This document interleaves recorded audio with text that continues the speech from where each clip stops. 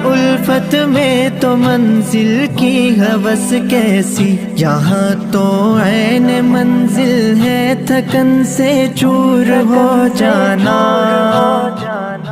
الحمد للہ رب العالمین والصلاة والسلام علی سید المرسلین وعلی آلہ واصحابہ اجمعین۔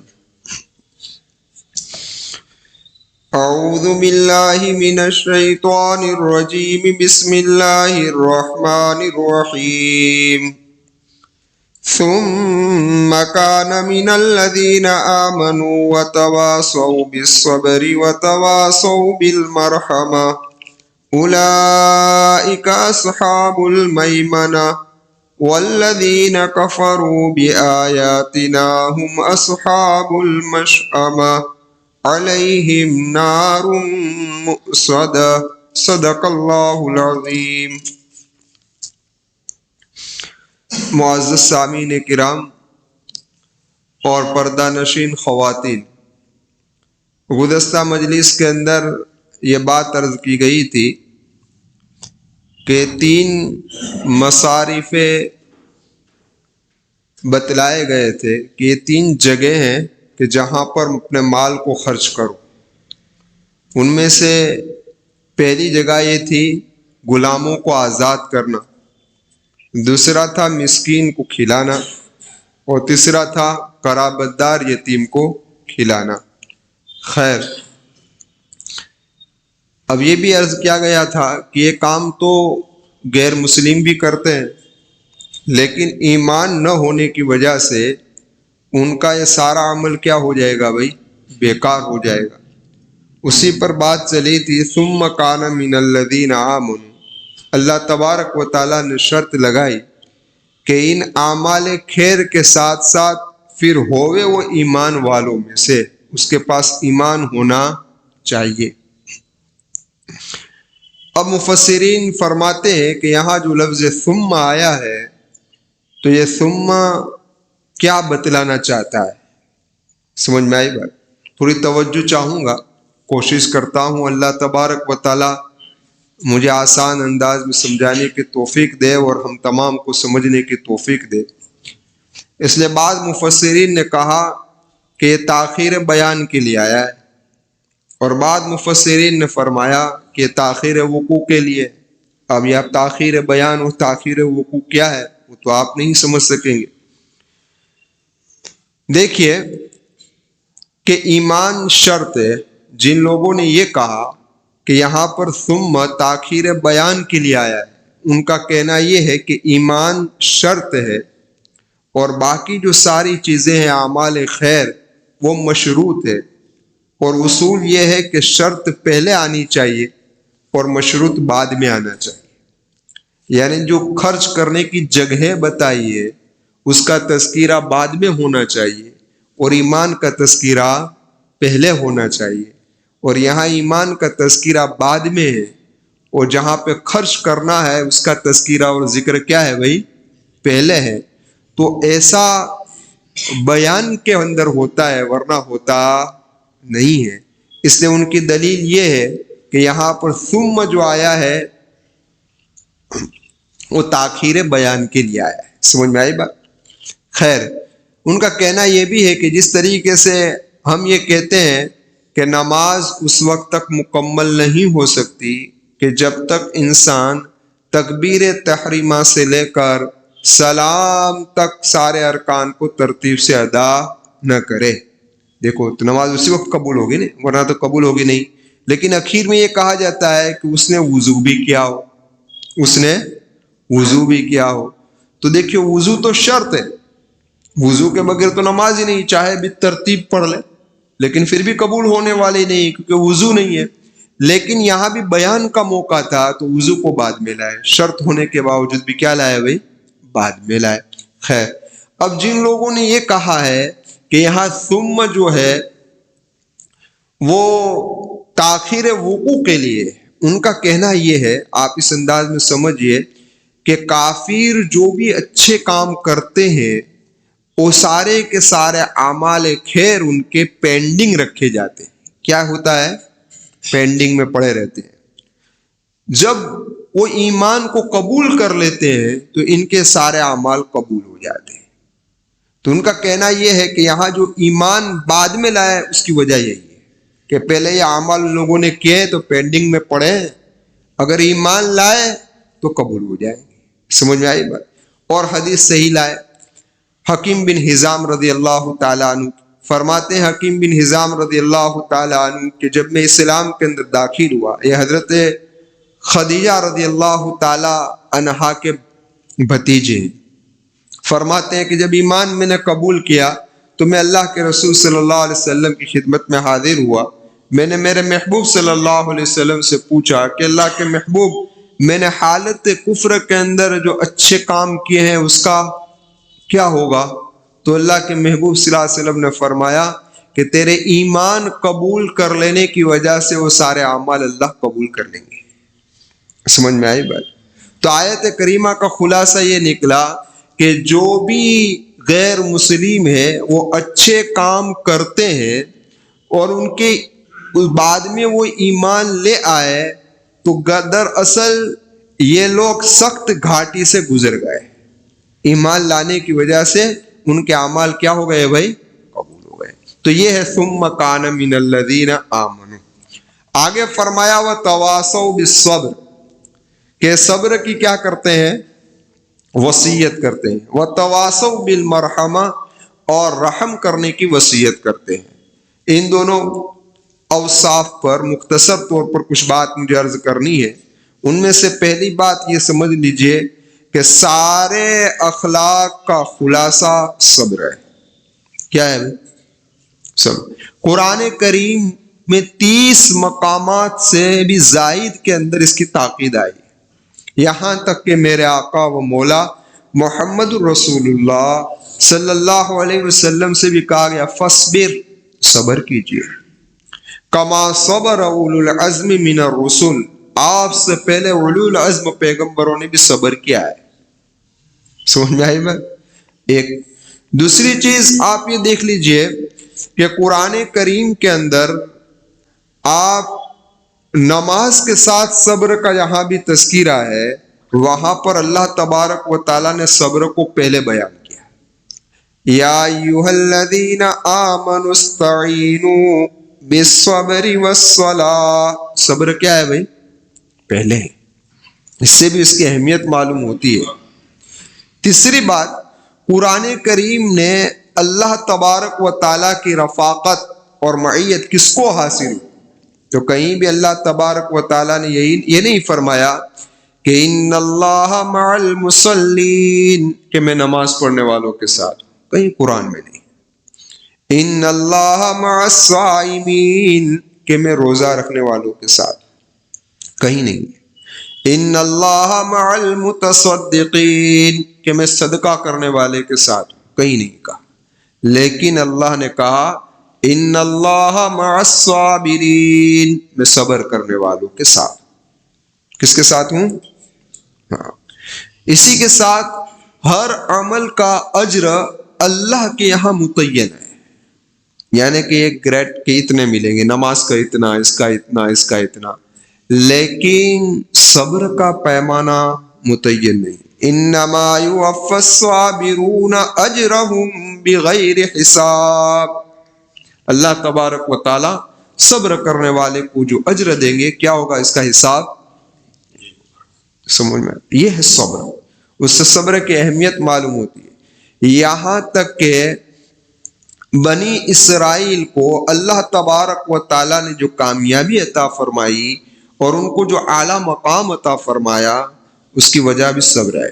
وَتَمَّتْ کَلِمَةُ رَبِّكَ الْحُسْنَى عَلَى بَنِي إِسْرَائِيلَ بِمَا صَبَرُوا، ان کے صبر کی وجہ سے، ان کے صبر کی وجہ سے۔ اس سے صبر کی اہمیت معلوم ہوتی ہے۔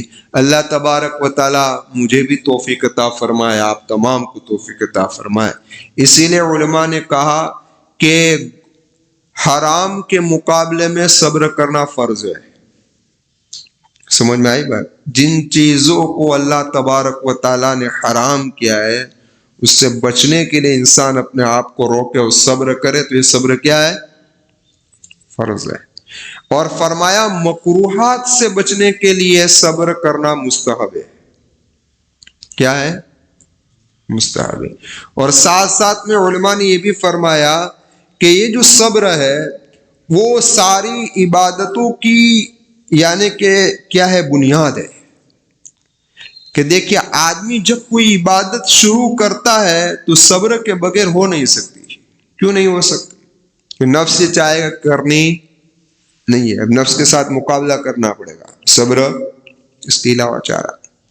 عبادت جب شروع ہو گئی تو اس کے بعد اس کو پایا تکمیل یعنی اس کو مکمل کرنا، پورا کرنا یہ بہت دشوار ہے، صبر کے بغیر مشکل ہے. شیطان نہ جانے کتنے خیالات لائے گا، نفس کی جانب سے کتنے، اس سارے مجاہدات کو کیا کرنا پڑے گا؟ برداشت کرنا پڑے گا. اور اسی کے ساتھ آپ ذرا یہ بھی نوٹ کر لیں کہ انسان جب مصیبتوں میں پھنس جائے، تکلیفوں میں پھنس جائے، تو اس وقت وہ جزا و فضا یعنی کہ بے صبری کا نتیجہ چلانا، رونا، پیٹنا، یہ سب کچھ ہوتا ہے نا مصیبت میں. اور ہر آدمی مصیبت میں پھنستا ہے.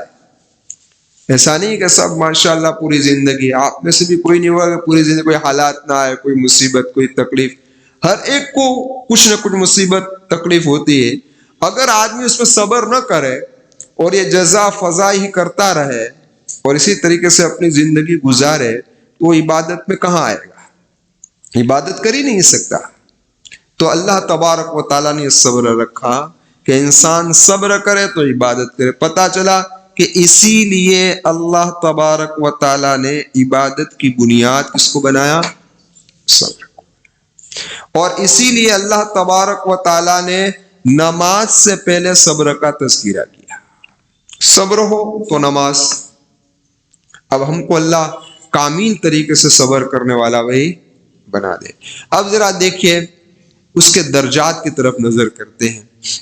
ایک ہے انسان دنیاوی لذتوں اور بیہودہ کاموں کے مقابلے میں صبر کرے.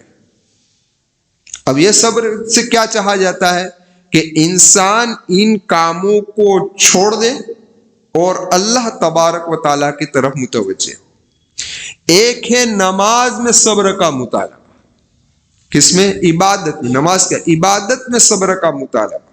یعنی عبادت میں اللہ کیا چاہتے ہیں اور کون سا صبر چاہتے ہیں؟ عبادت میں اللہ یہ صبر چاہتے ہیں کہ میرے بندے جب تو کوئی عمل شروع کر تو اس کے اندر ریا نہیں ہونا چاہیے، میری رضا کے لیے اور کسی کے لیے نہ ہو. اور تیری یہ عبادت باطل نہ ہو جائے، فاسد نہ ہو جائے، تیرا ثواب ضائع نہ ہو جائے، اس کی فکر کر. یہ ہے صبر. اور اسی طریقے سے اس عبادت کے اندر سستی نہ کر اور اس کو صحیح طریقے سے صحیح آداب کے ساتھ ادا کرنے کی کوشش کرنا، یہ صبر ہے. کیا ہے بھائی؟ صبر ہے. اسی طریقے سے گناہوں کے مقابلے میں صبر کیا ہے؟ کہ انسان اللہ تبارک و تعالیٰ نے اسے جو طاقت دی ہے اس پر محنت کر کر انسان اپنے آپ کو گناہوں سے بچائے، یہ صبر ہے. اور ورع اختیار کرے. ورع کس کو کہتے ہیں؟ کھانے کا ورع نہیں. ورع کہتے ہیں اس کو کہ انسان گناہوں کے اسباب اور گناہوں کے وسائل سے بھی بچے. یہ کیا ہے؟ ورع. سمجھ میں آئی بات؟ اور ایک ہے کہ مصیبت میں صبر کرنا. کس میں؟ اب مصیبت میں صبر دو طرح کے ہوتے ہیں، کیونکہ مصیبت بھی دو طرح کی ہوتی ہے. ایک مصیبت یہ ہے کہ انسان پر کسی نے حالات ڈالے، تکلیف آئی تو وہ بدلہ لینے کی طاقت رکھتا ہے، لیکن اس کے باوجود وہ برداشت کر رہا ہے. کیا کر رہا ہے؟ برداشت کر رہا ہے. اور اس کو بددعا بھی نہیں دے رہا ہے، کچھ کے بھی نہیں رہا ہے. اس لیے بعض اسلاف تو یہ کہتے ہیں کہ اگر کسی آدمی کو تکلیف پہنچی، کسی نے اس پر ظلم کیا اور اس ظالم کے بارے میں اس نے بد دعا کی تو گویا اس نے صبر نہیں کیا. ہاں، بعض اسلاف کا یہ کہنا ہے. سمجھ میں آئی؟ اب دیکھیے اس پر ایک واقعہ ہے. حضرت عائشہ صدیقہ رضی اللہ تعالی عنہا کا سامان کسی نے چور لیا. ایک چور نے سامان چور لیا تو حضرت عائشہ صدیقہ رضی اللہ تعالی عنہا نے بد دعا دی. تو اللہ کے محبوب صلی اللہ علیہ وسلم نے فرمایا، عائشہ تیری بد دعا کی وجہ سے تیرا اجر کم ہو گیا، تیرا اجر کیا ہو گیا؟ کم ہو گیا. اور اس کو جو عذاب پہنچنے والا تھا، یعنی سزا جو ہونے والی تھی، اس میں کمی. اگر کوئی آدمی بد دعا نہ دے تو اس کا اجر بھی بڑھ جاتا ہے اور اس کی سزا بھی بڑھ جاتی ہے. تو یہ ہے. اب مصیبت کی دوسری قسم یہ ہے کہ انسان پر کسی نے حالات ڈالے یا مصیبت پہنچائی، تکلیف پہنچائی، اور اس کے بعد اس کے پاس بدلہ لینے کی طاقت نہیں ہے، بدلہ لینے کی طاقت نہیں ہے. تو اس وقت کا صبر کون سا؟ تو کہ اس وقت کا صبر یہ ہے کہ شکوہ شکایت نہ کرے، کسی کو کہتا نہ پھرے، واویلا نہ کریے. اسی لیے علماء نے لکھا ہے انسان کو ہلاکت کے گھڑے کے اندر ڈالنے کے لیے دو چیزیں ہیں. ایک قوت غضب، غصہ، یہ بہت بری چیز ہے کہ وہ انسان کو ہلاکت میں ڈال سکتی ہے. دوسری قوت شہویہ، اس کی شہوت، کہ جس کے بنا پر انسان فسق کے اندر، فجور کے اندر، ظلم کے اندر، نہ جانے بہت سارے کرتوت کے اندر پھنس سکتا ہے. اس لیے اللہ نے صبر رکھا کہ ان دو چیزوں پر کنٹرول صبر کے بغیر آ سکتا نہیں.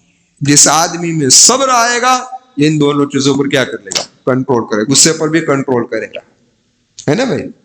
غصے پر سب کنٹرول کرنا صبر کے بغیر ہو نہیں سکتا. اس لیے علماء نے کہا ہے کہ وَتَوَاصَوْا بِالصَّبْرِ، کہ یہ وہ لوگ ہیں جو صبر کی وصیت کرتے ہیں. پھر فرمایا وَتَوَاصَوْا بِالْمَرْحَمَةِ، اور یہ کہتے ہیں کہ رحم کا معاملہ کرو، رحم کی وصیت کرتے ہیں، شفقت کرنے کی مخلوق پر. اور یہ بہت اونچی چیز ہے، کسی کے ساتھ شفقت کے ساتھ پیش آنا، کسی کے اوپر رحم دلی سے پیش آنا، یہ بہت اونچی چیز ہے. علماء نے لکھا ہے کہ یہ الوہیت، اخلاق الوہیت میں سے، اور دلیل کے طور پر کہا الرحمن الرحیم، اللہ خود کیا ہے؟ رحیم ہے. اور نبوت کے اعلیٰ اوصاف میں سے ہیں. میرے محبوب کے بارے میں فرمایا بالمؤمنین رؤوف الرحیم، کہ وہ ایمان والوں پر مہربان ہے، وہ رحم دل ہے. تو اس لیے ہمیں بھی چاہیے کہ مخلوق کے ساتھ کیسے رہے بھائی؟ رحمت کے ساتھ، شفقت کے ساتھ، ڈنڈے والی نہ کرے. آقا مکی و مدنی محمد رسول اللہ صلی اللہ علیہ وسلم کی ایک حدیث ہے الراحمون یرحمہم الرحمن، کہ رحم کرنے والوں پر اللہ تبارک رحمان ان پر رحم کرتا ہے. پھر فرمایا ارحموا من فی الارض یرحمکم من فی السماء، تم زمین والوں پر رحم کرو، آسمان والا تم پر رحم کرے گا. اور طبرانی کی ایک روایت ہے، حضرت انس رضی اللہ تعالیٰ عنہ اس کے راوی ہے، فرماتے کہ اللہ کے محبوب صلی اللہ علیہ وسلم نے فرمایا اللہ انہی لوگوں پر رحمت نازل فرماتا ہے جو مخلوق پر رحم کرتا ہے. تو صحابہ کرام رضوان اللہ تعالی علیہ مجمعین نے پوچھا اے اللہ کے محبوب صلی اللہ علیہ وسلم ہم سب رحم کرتے ہیں. تو میرے آقا نے فرمایا تمہارا اپنی جان پر رحم کرنا اور تمہارا اپنے رشتہ داروں پر رحم کرنا یہ مراد نہیں ہے. یہاں تو اللہ کی عام مسلمانوں پر رحم کرو، اللہ کی مخلوق پر رحم کرو، یہ اصل چیز ہے. اپنے آپ پر، اپنے رشتہ داروں پر تو سب شفقت کر دیتے ہیں، پرایوں کے ساتھ شفقت سے پیش آنا، ان کے ساتھ درگزر سے پیش آنا. پھر فرمایا کہ اپنے سے بڑے کو باپ کے برابر سمجھے، اپنے ہم عمر کو اپنے بھائی کے برابر سمجھے، اور اپنے سے چھوٹے کو اپنی اولاد کے برابر سمجھے. یہ اصل چیز ہے. اور ایک روایت جو علامہ طبرانی رحمت اللہ علیہ لائے ہیں، فرمایا کہ اللہ کے محبوب صلی اللہ علیہ وسلم نے فرمایا آپس میں مسلمانوں کو چاہیے، خلاصہ کلام کہہ رہا ہوں، حدیث کا خلاصہ کہہ رہا ہوں، کہ مسلمانوں کو چاہیے کہ آپس میں شفقت سے رہے، بھائی چارے کے ساتھ رہے، اور فرمایا کہ اس طریقے سے رہے جیسے کہ ایک جسم ہو. کیا ہو؟ ایک جسم. کہ جسم کے ایک عضو کو تکلیف پہنچتی ہے تو دوسرا عضو کیا ہو جاتا ہے؟ پریشان ہو جاتا ہے۔ علامہ طبرانی فرماتے ہیں کہ ایک رات میں سویا ہوا تھا، آقا مکی و مدنی محمد رسول اللہ صلی اللہ علیہ وسلم کی خواب میں زیارت ہوئی، تو میں نے اسی روایت کے بارے میں پوچھا اللہ کے محبوب صلی اللہ علیہ وسلم اس روایت کے بارے میں، تو اللہ کے محبوب نے اپنے ہاتھ کے اشارے سے فرمایا کہ سچ ہے، صحیح ہے، صحیح ہے، روایت صحیح ہے۔ کیا ہے بھائی؟ صحیح۔ خیر، حضرت عمر رضی اللہ تعالیٰ عنہ وقت کے خلیفہ ہیں، امیر المؤمنین، مدینہ کے اندر چیت لیٹے ہوئے ہیں اور غریب گھرانے کے بچے ان کے سینے پر کھیل رہے تھے۔ کیا کر رہے تھے؟ کھیل رہے تھے، کود رہے تھے۔ تو ایک گورنر صاحب آئے اور دیکھا کہ امیر المؤمنین لیٹے ہوئے ہیں اور یہ بچے ان پر کود رہے ہیں، کھیل رہے ہیں۔ ان سے تعجب ہوا کہ آپ وقت کے خلیفہ ہیں، آپ تو امیر المؤمنین ہیں، اور یہ بچوں کی یہ ہمت، یعنی کہنے کا مقصد اس کا یہ تھا۔ تو اس نے کہا آپ بھی گورنر ہیں؟ حضرت عمر نے فرمایا کہ آپ بھی گورنر ہیں، آپ کیا کرتے ہیں؟ تو کہ میں جب دربار میں داخل ہوتا ہوں تو بڑے سے بڑے سردار کی بھی ہمت نہیں ہوتی۔ کیا کہا؟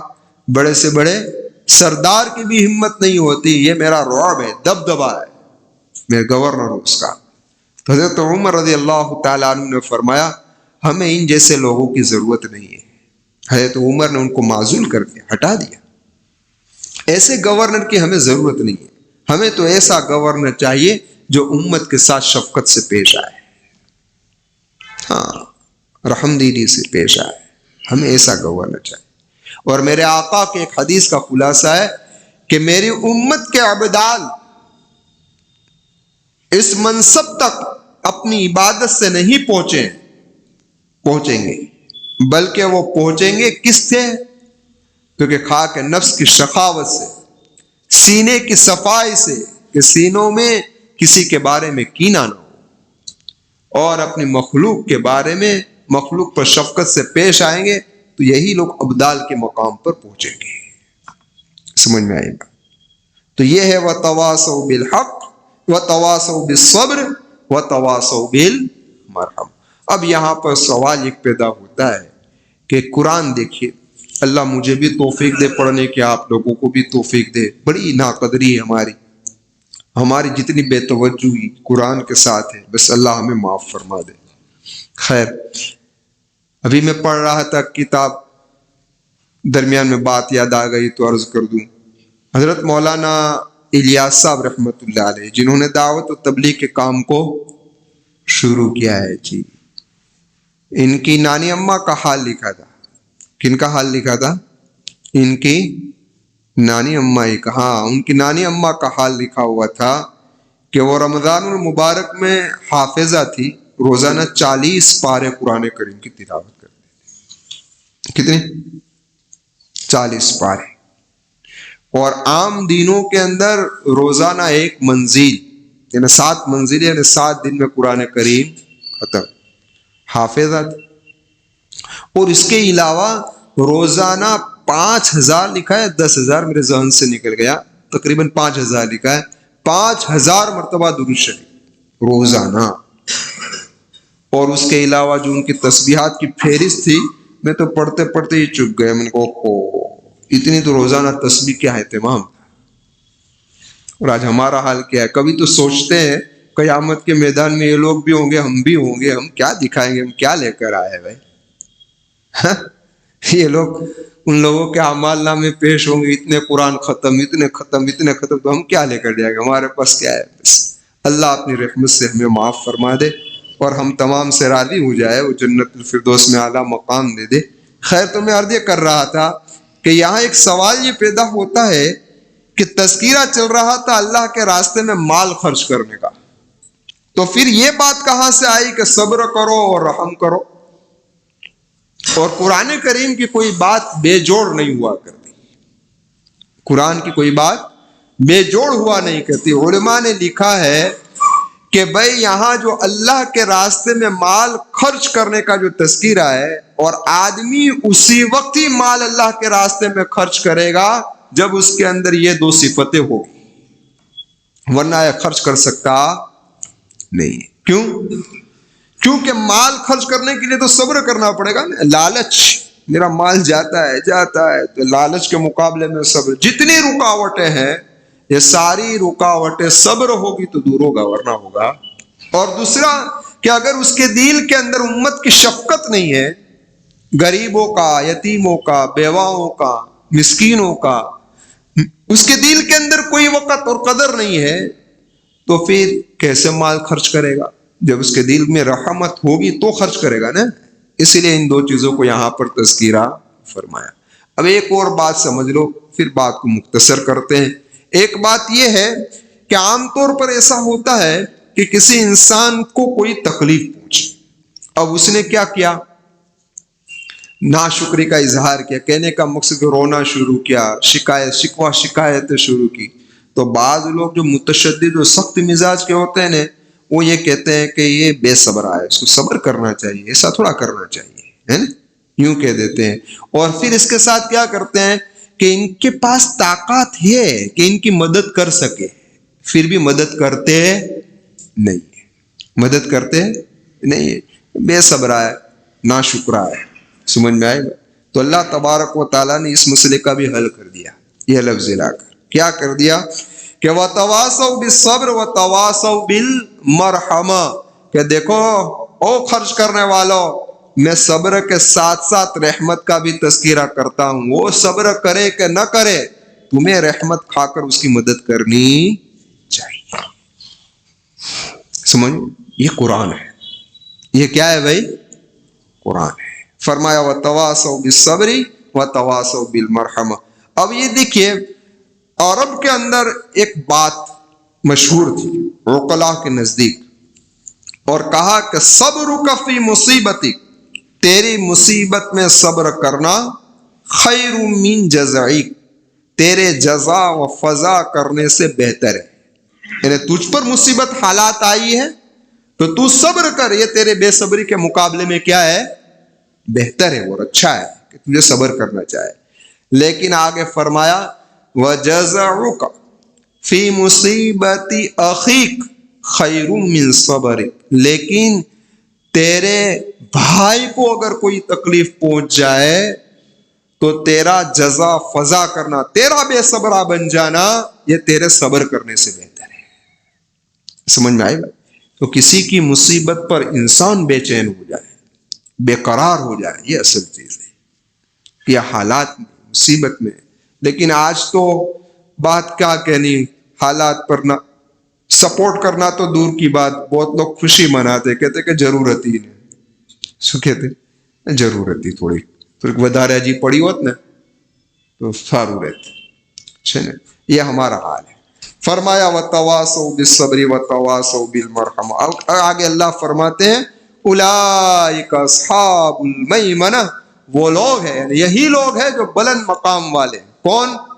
کہ جو یہ اعمال خیر کرتے ہیں اور ساتھ ساتھ کے اندر خود بھی صبر کرتے ہیں اور دوسرے کو صبر کی وصیت کرتے ہیں. دیکھیں یہاں پر میمنہ کے بارے میں مفسرین کے دو قول ہیں. ایک قول یہ ہے یمنا یعنی برکت. یمنا اور برکت کا مطلب معنی کیا ہوتا ہے کہ وہ چیز جس کے اندر ہمیشہ نفع حاصل ہوتا رہے، ہمیشہ زیادہ سے زیادہ نفع حاصل، یہ ہے برکت کا معنی، اور یہ ہے یمنا کا معنی. تو فرمایا کہ یہی لوگ بڑے خوش قسمت لوگ ہیں. اس سے ایک مسئلے کی وضاحت ہو گئی کہ اگر تمہارے کہنے سے کسی نے نیک کام شروع کر دیا، اگر میں نے ابھی یہاں پر تفسیر کی یتیموں کو کھلانے کی، مسکینوں کو کھلانے کی، آپ لوگوں نے اس پر عمل شروع کر دیا، میں کل قبر کے حوالے ہو گیا، آپ لوگ اپنی زندگی میں جب تک عمل کرتے رہو گے میری قبر میں اس کو مجھے ثواب ملتا رہے گا. سمجھ میں آئے گا؟ تو یہ اصل چیز ہے نا. کیا فائدہ ہوگا تم کو؟ کچھ بھن لیے ہوتے تو، یہ کر لیے ہوتے تو اچھی پگار مل جاتی، اچھا یہ ہو جاتا. یہ بڑا فائدہ ہے کہ ایک انسان کی خود کی زندگی بھی عمل والی ہو اور اس کے بعد وہ لوگوں کو نصیحت کر رہا ہو اور لوگ بھی اس پر عمل کرنے والے بن جائے. تو پوری کائنات کے اندر جب تک کہ لوگ عمل کرتے رہیں گے یہ قبر کے حوالے ہو گیا، اس کے اعمال نامہ میں ثواب جاری رہے گا۔ اس لیے ہمیں بھی چاہیے کہ ہم سے جتنا ہو سکے اتنا امر بالمعروف اور نہی عن المنکر کرنا چاہیے، تاکہ ہمارے قبر میں جانے کے بعد بھی ہمارا اجر کیا رہے بھائی؟ جاری رہے۔ اور فرمایا کہ یہی لوگ، اور دوسرا میمنہ کا معنی ہوتا ہے داہنی طرف۔ کہنے کا مقصد یہ کہ یہی لوگ داہنی طرف والے ہیں کہ قیامت کے میدان میں ان کو اعمال نامہ دانے ہاتھ کے اندر دیا جائے گا۔ والذین کفروا بآیاتنا، وہ لوگ جنہوں نے ہماری آیتوں کا انکار کیا۔ کیا کیا؟ انکار کیا۔ انکار کا مطلب کیا ہے؟ یعنی کہ ایمان نہیں لائے، اعمال سب کیے ہیں لیکن ایمان نہ لانے کی وجہ سے ان کے الہم اصحاب المشأمہ، یہی لوگ بڑے منحوس ہیں، کم بخت لوگ۔ ہاں، اس سے پتہ چلا کہ چاہے اتنا اچھا عمل ہو، چاہے اتنا بڑا عمل ہو، لیکن یہ عمل کفر کے ساتھ جب مل جاتا ہے تو یہ عمل رائے گا اور بیکار ہو جاتا ہے۔ تو اللہ کا شکر ادا کرے کہ اللہ نے ہمیں ایمان کی دولت عطا فرمائی۔ اس بنا پر ہمارا ایک ذرہ یا رائی کے برابر بھی عمل ہوگا، قیامت کے میدان میں اللہ تبارک و تعالیٰ اس کا اجر عطا فرمائے گا۔ اب ان کو کیا ملے گی سزا؟ تو کہ علیہم نار مؤصدہ، بند کی ہوئی آگ، ان پر آگ کو بند کر دیا جائے گا۔ یعنی کہنے کا مقصد کہ ایسی آگ میں ڈالا جائے گا کہ اوپر سے پیک کر دیا جائے گا۔ یہ پیک کرنے کی وجہ سے یہ اندر کی بھاپ باہر نہیں نکل سکے گی اور باہر کی ٹھنڈی ہوا اندر نہیں آ سکے گی، کیونکہ جب باہر کی ٹھنڈی ہوا اندر ہو اور اندر کی بھاپ باہر نکل جائے تو عذاب کچھ ہلکا ہو جاتا ہے۔ فرمایا کہ دونوں چیزیں نہیں ہوگی، فرمایا لوگ سخت عذاب کے اندر گرفتار کیے جائیں گے۔ یہ ہے سورہ بلد کا مختصر خلاصہ جو 5 مجلسوں میں آپ حضرات کے سامنے رکھا گیا۔ اللہ تبارک و تعالیٰ سے دعا کرتا ہوں اللہ اس کو قبول فرما لے، میری، آپ کی، ہمارے والدین کی، ہمارے اساتذاؤں کی، اور اسی طریقے سے تمام زندوں کی اور تمام مرحومین کے اللہ نجات کا ذریعہ بنا دے۔ اور اس کے اندر جو نصیحتیں کی آئی ہے اللہ اس پر مجھے بھی عمل کرنے کی توفیق عطا فرمائے، ہم تمام کو عمل کرنے کی توفیق عطا فرمائے، اور جن چیزوں سے بچنے کا تذکرہ ہوا ہے اللہ تبارک و تعالیٰ مجھے اور آپ کو، ہم تمام کی حفاظت فرمائے۔ آخر میں اللہ سے دعا کرتا ہوں اللہ ہم تمام کی مغفرت فرما دے اور ہم تمام کے مرحومین کی بھی مغفرت فرما دے۔ اللہ ان کی قبروں کو نور سے منور فرمائے اور جنت الفردوس میں اعلیٰ مقام نصیب فرمائے۔ آمین۔ وآخر دعوانا ان الحمد للہ رب العالمین۔